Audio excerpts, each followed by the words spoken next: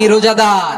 আল্লাহর হাবিব শিখিয়েছেন, কেউ যদি তোমার গালি দেয়, কটু কথা বলে, অশ্লীল কথা বলে, রমজানে তুমিও বলতে পারবে না। তুমি বলতে পারবা ইন্নিমরুউন সাইন, আমি রোজাদার। আজকে থেকে নিয়ত করেন, রমজানে কেউ গালি দিলে আপনি একটা গালি দিবেন নাকি? কি বলবেন? রোজাদার, রমজানের পবিত্রতা আমি ভঙ্গ করতে পারবো না। অশ্লীল নাটক, সিনেমা আমরা দেখবো না। ব্যাড হ্যাবিট থাকলে রমাদানে এটা ছাড়ার মহা সুযোগ। স্মোকিং এর অভ্যাস আছে অনেকের, ঠিক কিনা? চাপাই নবাবগঞ্জে আপনারা স্মোকিং করেন? হ্যাঁ, না না আমরা করি না। বলেন করি না। করবেন না কেউ?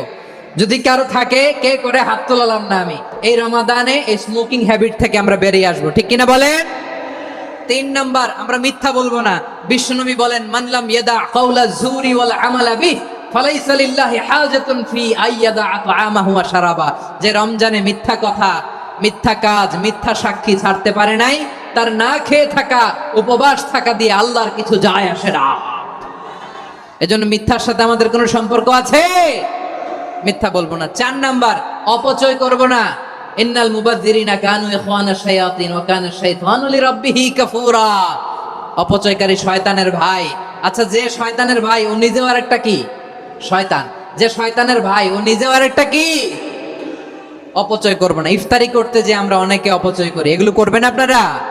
না, অপচয় করব না। 5 নাম্বারে, রিয়া, লোক দেখানো ইবাদত আমরা করব না। লোক দেখানোর জন্য নামাজ, রোজা, জিকির, তেলাওয়াত, দান, সদকা এগুলো করলে আল্লাহর দরবারে এগুলো কবুল হবে? বিশ্বনবী বলেন, দাজ্জালের ফিতনার চেয়ে একটা বড় ফিতনার ভয় আমি করি। সেটা কি? আর রিয়া, শো অফ মেন্টালিটি, লোক দেখানো মানসিকতা। এটা থেকে আমরা বিরত থাকবো ইনশাআল্লাহ।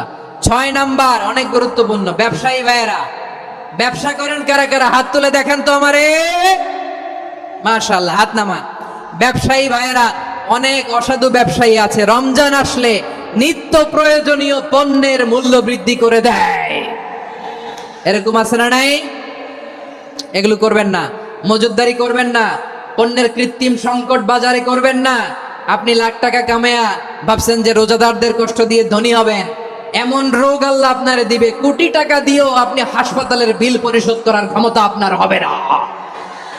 খবরদার। আর শেষ বয়সে দেখবেন কি কষ্ট আপনার হয়। আপনি রোজাদারদের কষ্ট দিচ্ছেন, আল্লাহ আপনার সুখে রাখবে? আল্লাহর দোহাই লাগে, আমার ব্যবসায়ী ভাইয়ের এটা করবেন না। আরব বিশ্বে আমরা দেখেছি, আরব বিশ্বের ব্যবসায়ীরা সারা বছরে ব্যবসা করে রমজানে ভর্তুকি দেয়। আর আমার দেশের কিছু অসাধু ব্যবসায়ী রমজানে গলাকাটা ব্যবসা করে আর সারা বছর সইটার উপর দিয়ে চলে। চিল্লায় বলেন ঠিক কিনা? করবেন না, এটা করবেন না। নিত্য প্রয়োজনীয় পণ্যের মূল্য বৃদ্ধি করা হারাম। পণ্যের কৃত্রিম সংকট তৈরি করা হারাম। মজুদদারি করা হারাম। রোজাদারদেরকে কষ্ট দেয়া হারাম। এটা করবেন না।